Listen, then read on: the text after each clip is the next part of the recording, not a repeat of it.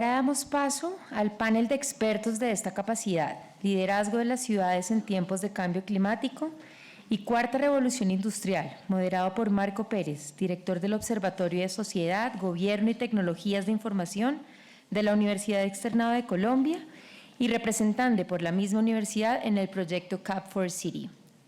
En el panel nos acompañan Ralph Martin Zoe, Carlos Hernández, director de la Maestría en Gestión y Política de la Innovación y la Tecnología de la Pontificia Universidad Católica del Perú, Rodrigo Lara, médico y exalcalde de la ciudad de Neiva, Huila, y Elsa Esteves, docente e investigadora de la Universidad del Sur de Argentina y líder del proyecto Cap4City. Doctor Marco, adelante. Buenos días a todos. Gracias por atender esta invitación que hizo la Universidad Externado de Colombia con los aliados, con la Escuela Colombiana de Ingeniería Julio Garavito, Pro Bogotá y ANAP. Este primer summit lo vamos a hacer cada año y bueno, esperamos que las dos jornadas colmen las expectativas de las audiencias. Bueno, tenemos 30 minutos.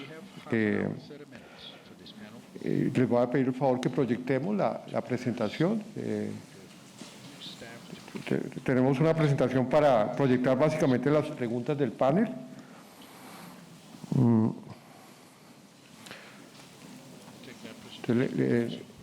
Camila, Diana, ¿me pueden colaborar, por favor? Bueno, vamos a hacer una introducción a los panelistas.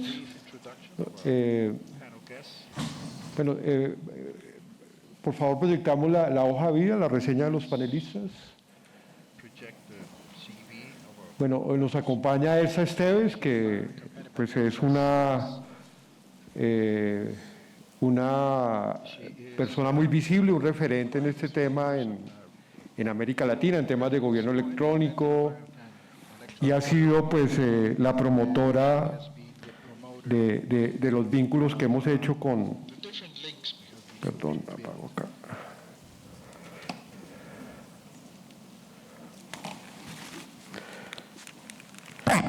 Nos acompaña Ralph Martin, que es el fundador del Centro de Ciudades Inteligentes de la Universidad Tecnológica de Tallinn de Estonia.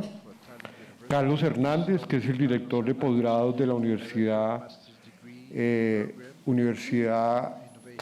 Pontificia Católica del Perú y director de la Maestría de Innovación Pública de esta universidad, y Rodrigo Lara, que es muy conocido porque recientemente fue candidato a la vicepresidencia de la República, médico, y fue un alcalde bastante visible cuando estuvo al frente de la ciudad de Neiva. Un saludo para todos, vamos a comenzar el panel. Aquí la reflexión, ya cuando pasemos a las preguntas, y le pido el favor a... bueno, yo tengo el gobierno de la presentación, qué pena. Aquí la reflexión que nosotros hacemos a partir de las presentaciones previas, Tomás, es que es urgente que, así como se aborda el tema urbano, la tecnología, la sostenibilidad, es urgente que hagamos más investigación, Ralph, sobre liderazgo. Esta misma reflexión yo la hice en el evento de Chile hace un mes y medio. Nosotros estamos formando la principal escuela de líderes en ciudades inteligentes en América Latina, la tiene el Externado. Llevamos 10 años identificando modelos de competencias para formar líderes de ciudad en el ámbito público y en el ámbito privado y en el ámbito de la sociedad civil. 10 años. Y la gran conclusión de este trabajo de 10 años es que necesitamos empoderar líderes, actores en las ciudades, con visión, con criterio y con capacidad gerencial. Y nosotros hemos venido integrando a nuestros posgrados líderes. que le transfieran ese estilo gerencial, esa visión, ese conocimiento a nuestros estudiantes, de lo que decía el doctor Hidalgo en el panel anterior, el hacer. Porque los colombianos somos muy buenos proponiendo y formulando políticas públicas, somos geniales en eso. Los abogados somos excelentes construyendo marcos normativos para las ciudades, pero nos cuesta pasar de las ideas a la acción. Y si hacemos una búsqueda de líderes que han transformado las ciudades colombianas en los últimos 20 o 30 años, son muy pocos. Nosotros tenemos 3 líderes de ciudad que creo que son los mejores en los últimos 20 años.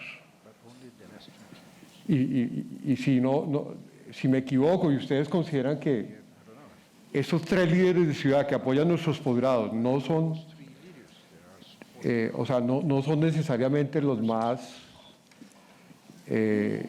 visionarios, pero con ellos hemos aprendido las prácticas, las lecciones aprendidas de cómo planear planear y gestionar una ciudad. Enrique Peñalosa. El 21 de octubre lo vamos a tener acá, él nos va a compartir las ideas y reflexiones que se integran en su libro Ciudad, Igualdad y Felicidad. Carlos Correa, que fue ministro del Medio Ambiente de la administración del presidente Duque y que en su momento fue seleccionado como el mejor alcalde del mundo, en el caso de la ciudad de Montería, para ciudades intermedias. Y Rodrigo Lara, que es reconocido como un hombre público, como un gerente público que marcó un punto de gestión pública que transformó a la ciudad de Neiva. Entonces aquí nos acompaña Rodrigo Lara, que creo que son 3 alcaldes, 3 líderes de ciudad que nos están ayudando a que nuestros estudiantes de posgrados, de especializaciones y maestrías vean que en el contexto colombiano un líder de ciudad puede tener visión, puede gerenciar equipos de alto desempeño y llevar a la ciudad por la senda de la transformación.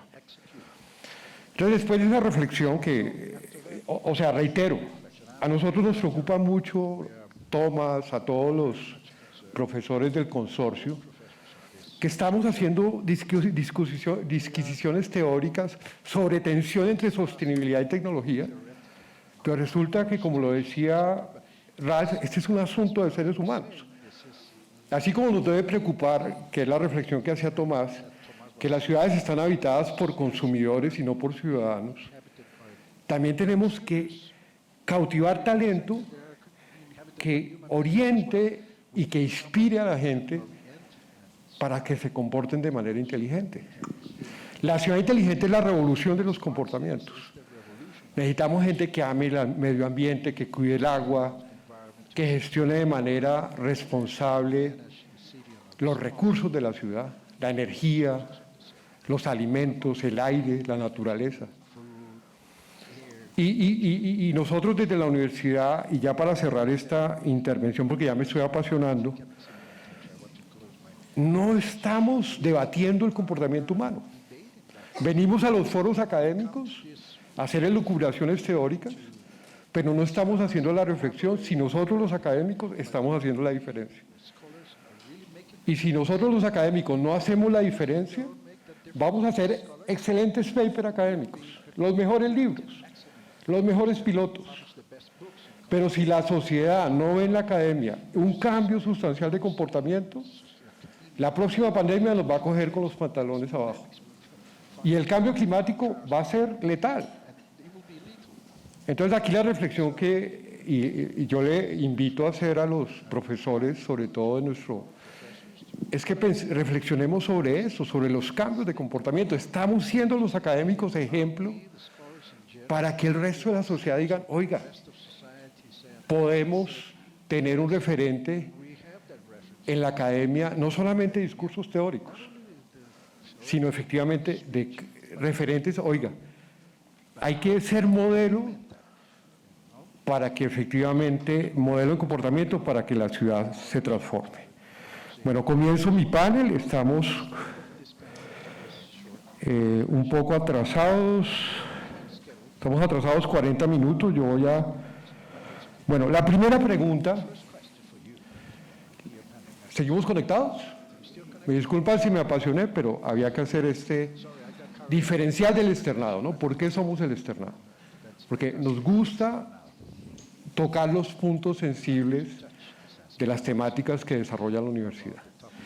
Bueno, la primera pregunta, y comenzamos por Rodrigo,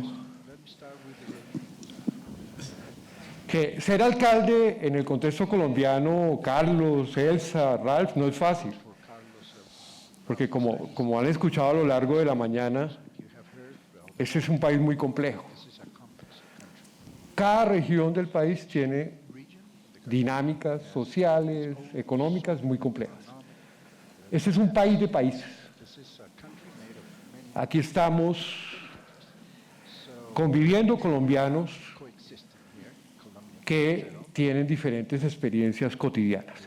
Rodrigo, usted que fue alcalde de una ciudad que la cambió, que cambió la gestión del espacio público, que conectó a Neiva con un enfoque de liderazgo gerencial en lo público.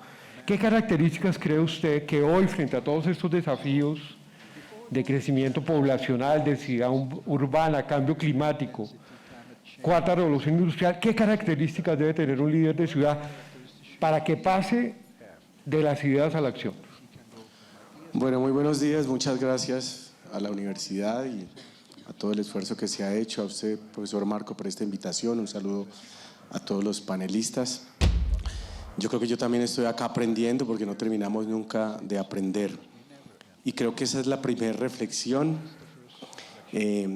Ser alcalde en Colombia no es fácil, pero lo primero que tiene que hacer es conocer el territorio, y el territorio se conoce es con la gente, en un diálogo constante con el ciudadano, pero tratando algo importante, y es de buscar esa visión de ciudad que a veces es difícil encontrar.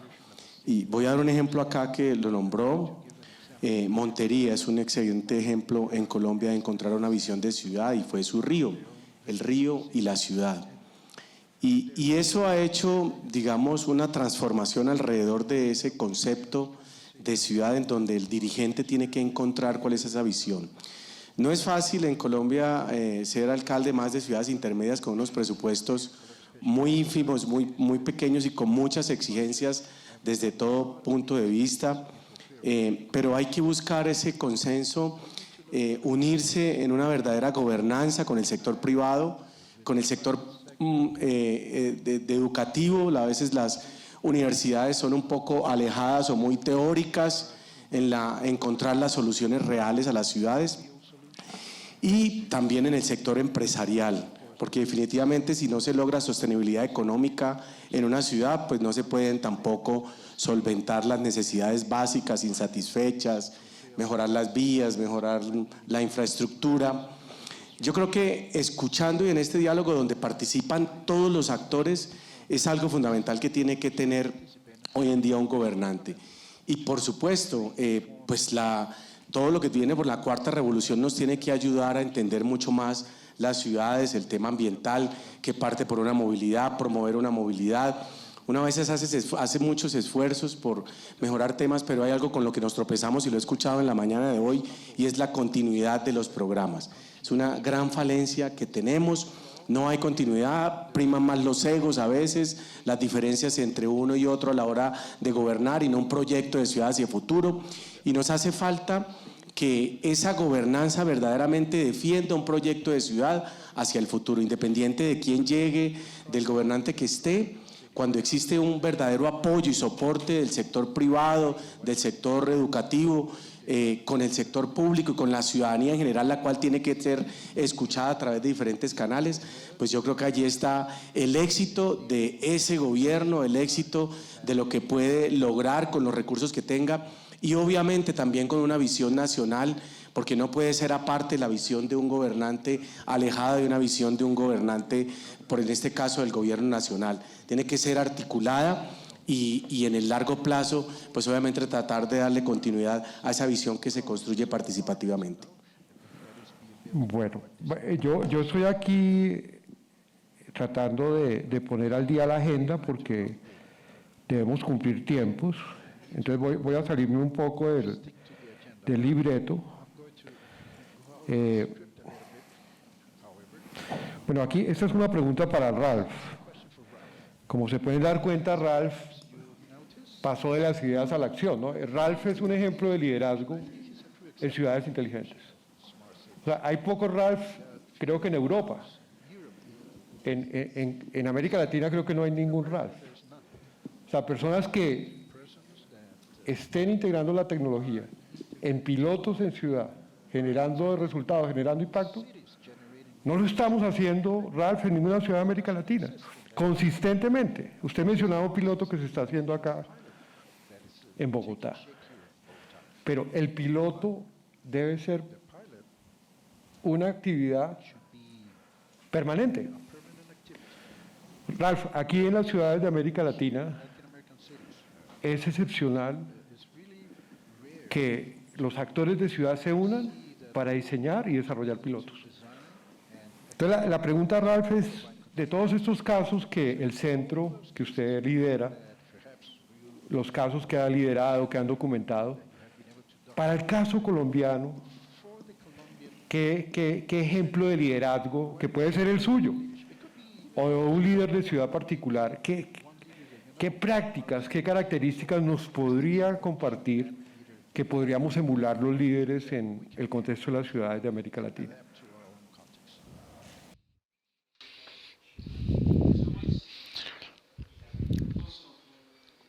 Muchísimas gracias también, una vez repito, por la invitación. Definitivamente no es...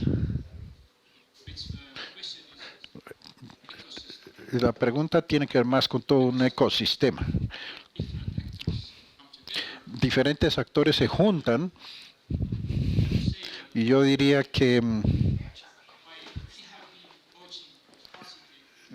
al lanzar actividades de ciudades inteligentes, eso realmente es una combinación de intereses de la comunidad por un lado, de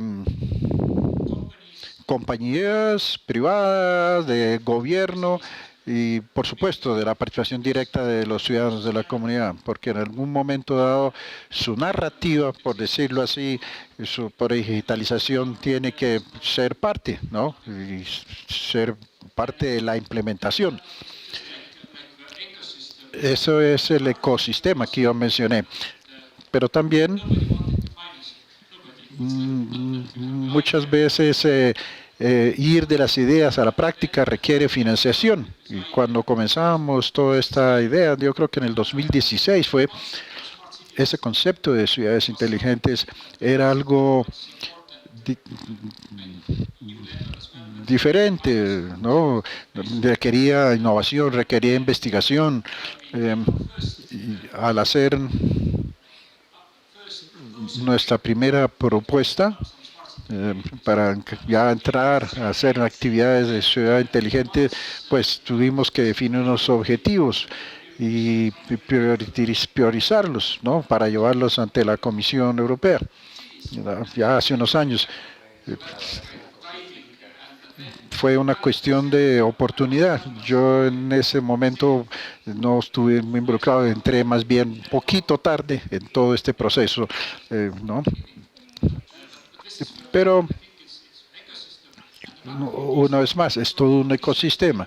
Y cuando hablamos de pilotos de innovación y de investigación,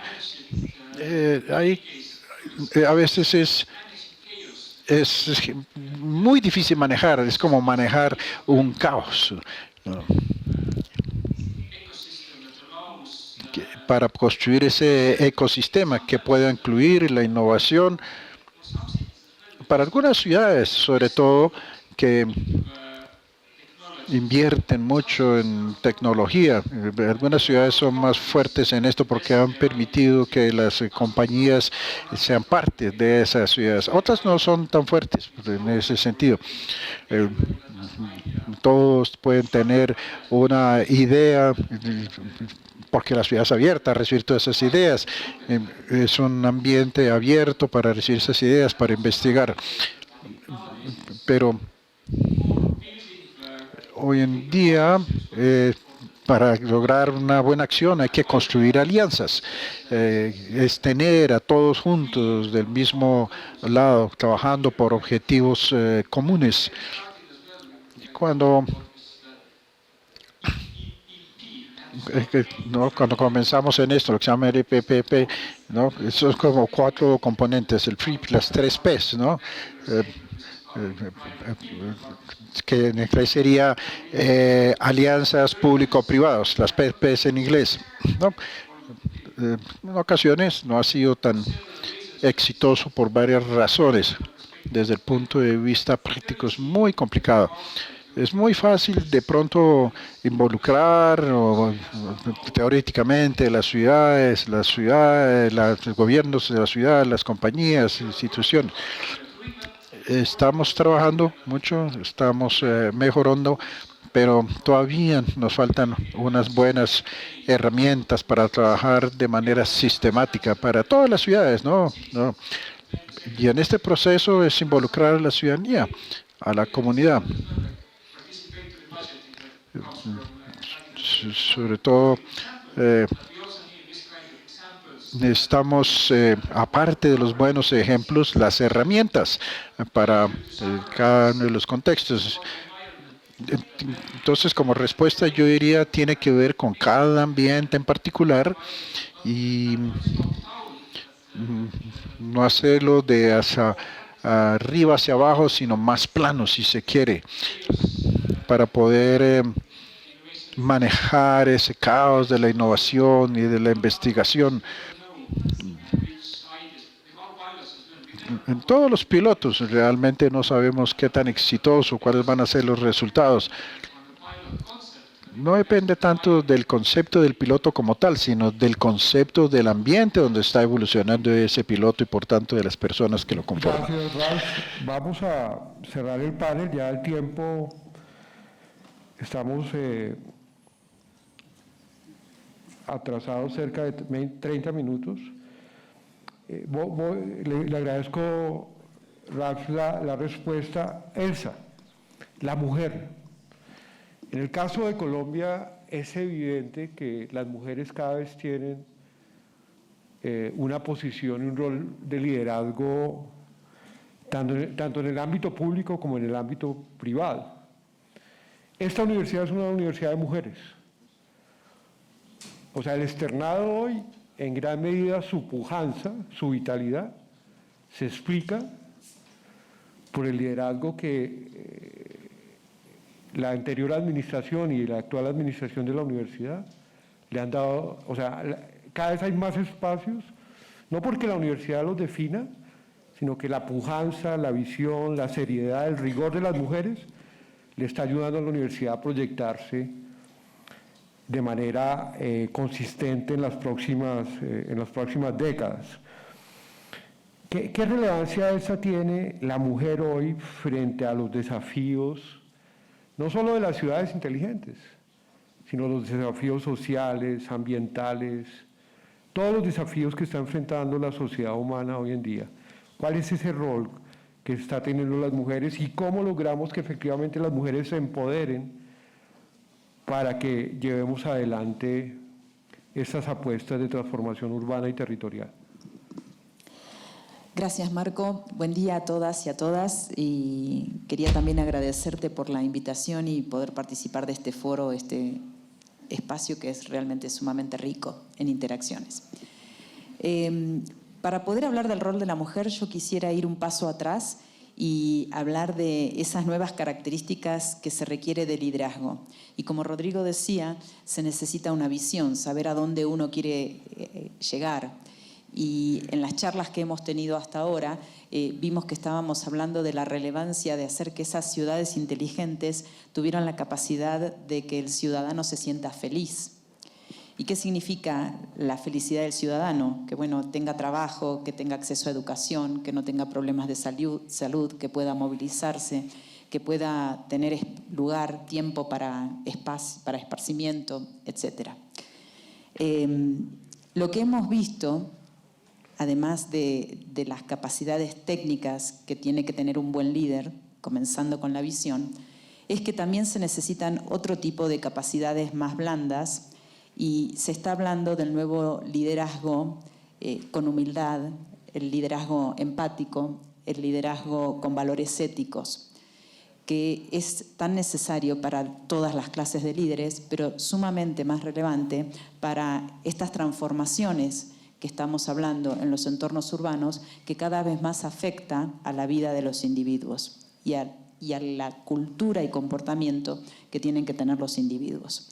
Entonces, basadas en esas características del liderazgo y tratando de unirlo con el rol que tiene la mujer siempre se caracterizó, y eso se muestra en las estadísticas de las instituciones de educación superior, que eligieron preferentemente carreras en ciencias sociales.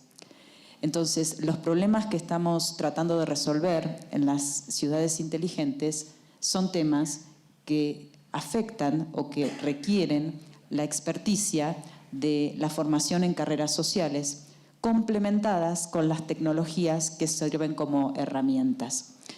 Lamentablemente, en las áreas STEM, las mujeres somos minoría. Siempre hubo una menor proporción de mujeres que de varones en estos estudios. Creo que es un desafío para las universidades tratar de empezar a formar carreras que creen esta capacidad de talento, incluyendo el desarrollo de estas habilidades blandas que mencionaba. Y hay una más que me olvidé de mencionar y que quiero resaltar, que es la capacidad de hacer asociaciones. Y eso es algo que también tenemos que rever nuestros sistemas educativos para ver cómo desarrollamos eso. Nuestros sistemas educativos están basados en el individualismo. Evaluamos al alumno por su capacidad individual de resolver problemas. Son exámenes individuales. Y la necesidad de pensar nuevas soluciones para los problemas que nos afectan como humanidad, cada vez más requiere colaboración.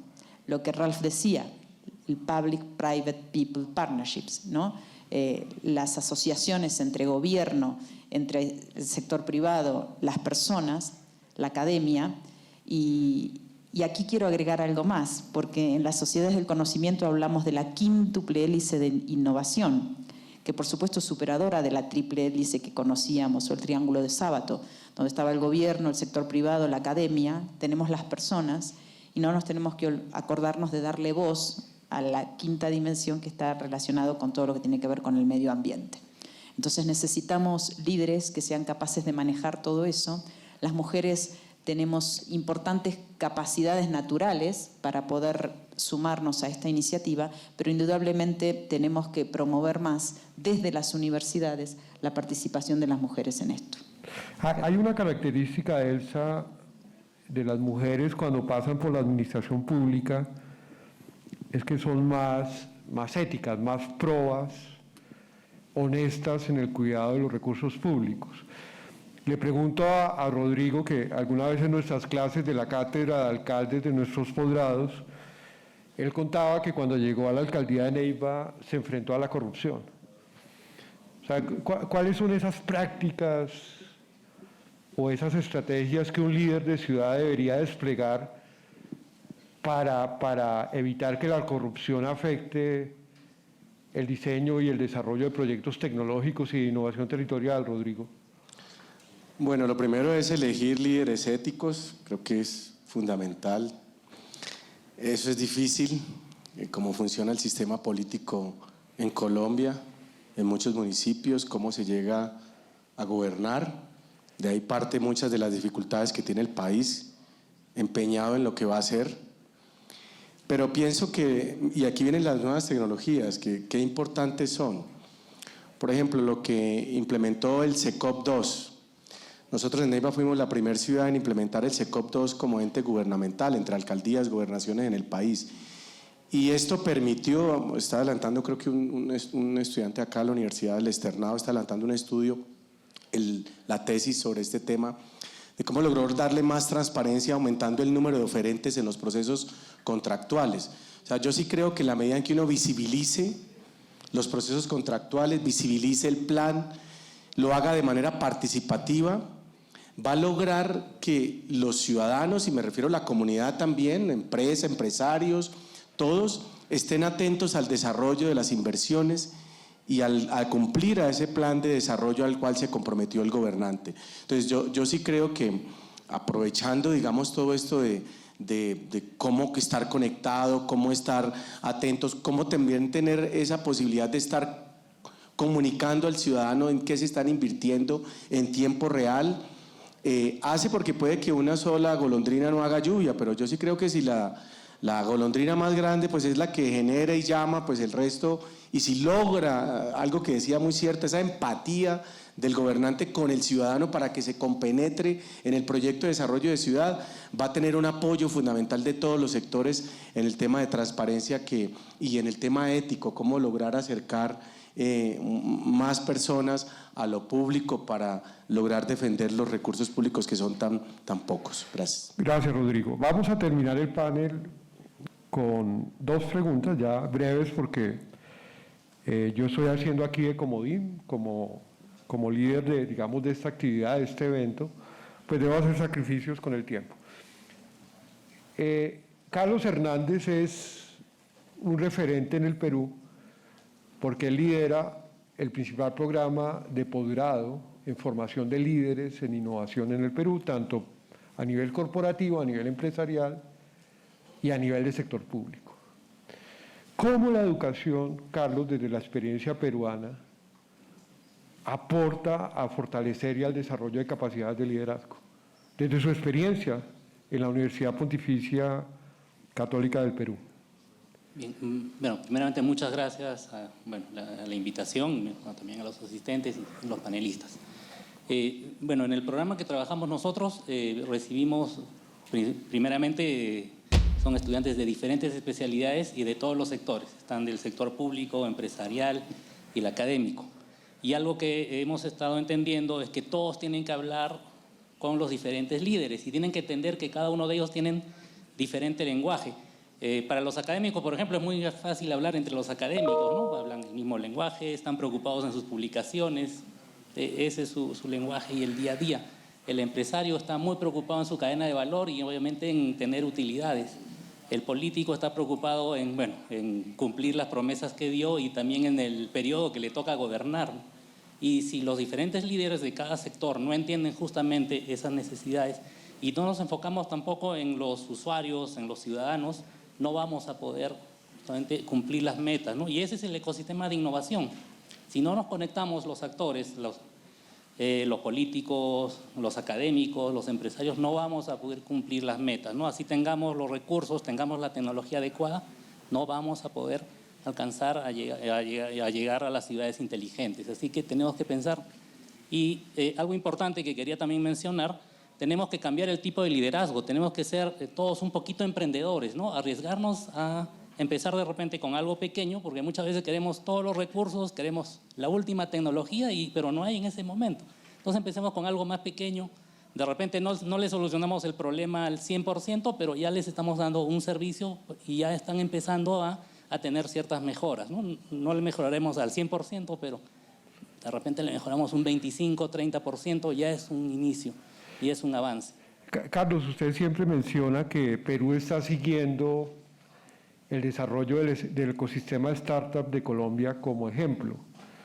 ¿Por qué cree usted que nuestras empresas de base tecnológica están avanzando desde hace unos años más que, por ejemplo, que el ecosistema empresarial del Perú?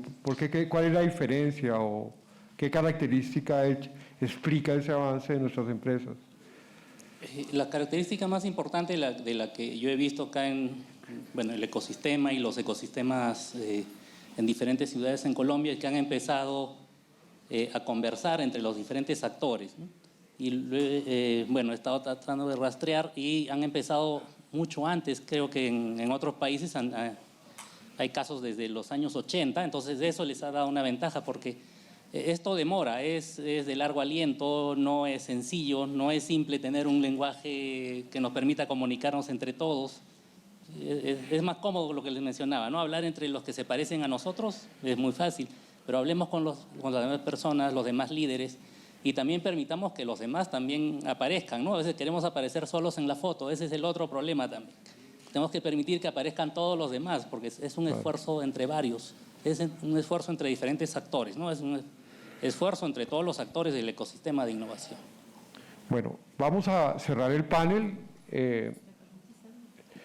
No, sí, claro que sí. Yo digo, los libros, no yo, los libros, dicen que la diferencia entre un líder y un gerente es que el líder crea más líderes. Y el líder, fundamentalmente, y por las problemáticas que son las ciudades inteligentes, necesitan alianzas y se necesitan líderes de distinto tipo, líderes de distintos equipos de trabajo en distintos niveles. Y la creación de talento es la responsabilidad del líder. Por eso necesitamos muchos liderazgos y tipos de liderazgo. Gracias, Elsa. Una pregunta, ya para cerrar el panel. Gracias, Elsa.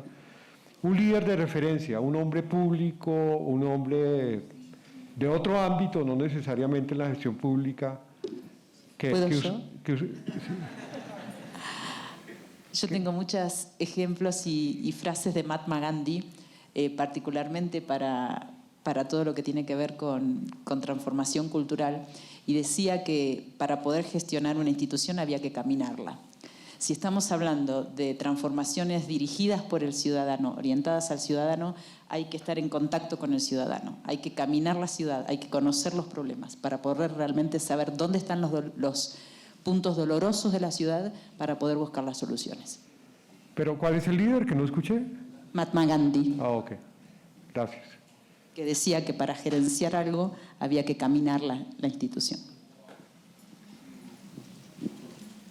Ya estamos cerrando el panel, ¿no? Ya, Ana María, estoy cumpliendo el cometido, la misión que me encomendaste. Doctor Rodrigo, su líder. Que no sea un político, ¿no? No, me encanta la vida de Nelson Mandela, siempre me ha impresionado, y lograr transformar una sociedad tan dividida en un proyecto de país, pues es un ejemplo. En estos momentos tan difíciles que a veces se viven, en el vaivén político, pues se necesitan líderes que unan a un país, y no es fácil encontrar. Igual en las ciudades el éxito es encontrar un líder que una a la ciudad. Yo creo que debemos tomarnos todos un break un poco a veces en Colombia y encontrar esa esencia del liderazgo que nos permita, sobre todo, pensar en más largo plazo. Gracias. Carlos, su líder. Bueno, mis líderes generalmente son tecnológicos. Bueno, supongo que ustedes conocen tipo Steve Jobs o Bill Gates. Me encanta cómo, son líderes tecnológicos y también son muy empáticos, o sea, promueven, eso nos falta de repente en Latinoamérica. A veces nuestros líderes tecnológicos no logran esa empatía, ¿no? Eso también, y en la academia a veces somos demasiado serios, muy distantes, a veces tratamos muy rigurosos con los alumnos, muy estrictos. Eso también nos falta cambiar, creo. Eso tenemos que cambiar en Latinoamérica. Pero un líder, ¿cuál recomienda? Bueno, el estilo de Steve Jobs, de Bill Gates, que aparecen en público, están... Pero bastante humanos, ¿no? Bastante frágiles. Porque los dos que nos han dado son espirituales, ¿no? Bueno, es un comentario académico impertinente, pero Ralph, por favor. Me gustaría decir que hay otros líderes que no son tan visibles, que están tras bambalinas, que no reciben el crédito y muchos líderes, mujeres de la sociedad civil, líderes en empresas pequeñas que pueden lograr una gran diferencia, pero no son tan visibles. Y ese tipo de líder como Steve Jobs son los que toman todo el crédito, pero hay muchas personas dentro de su ecosistema, dentro de su empresa, que también merecen mucho crédito. Espero que el panel haya colmado las expectativas. Voy a dar mi líder, ¿no? Es la licencia que tiene el coordinador del evento. Hay un nuevo liderazgo que sobre todo está permeando a las nuevas generaciones, que es un liderazgo orientado al control y la virtud, al liderazgo estoico. O sea, nosotros aquí en la universidad percibimos que la espiritualidad ha dejado de ser una preocupación, la virtud, en los procesos de, no solo de educación, sino también en el proceso de formación de liderazgo, la virtud. Y hemos visto, por ejemplo, líderes a nivel de lo público que son estoicos, que son budistas, que son vegetarianos, que son empáticos con la naturaleza, y lo dicen, porque todavía sigue siendo vergonzante decir que uno ama la naturaleza. Y uno sí quisiera escuchar de los académicos, Tomás, declaraciones de amor por la naturaleza. Yo amo la naturaleza, amo una especie de planta o de animal. Es raro que un académico haga esas declaraciones de principio. Pareciera que fuéramos,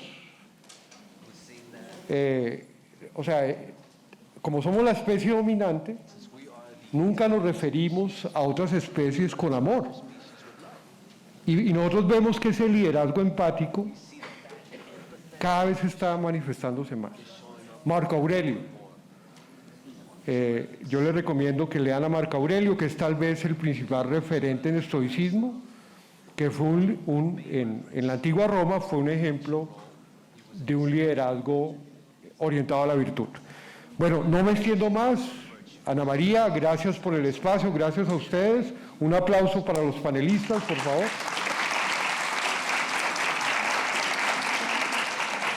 Y un aplauso para el moderador, por favor.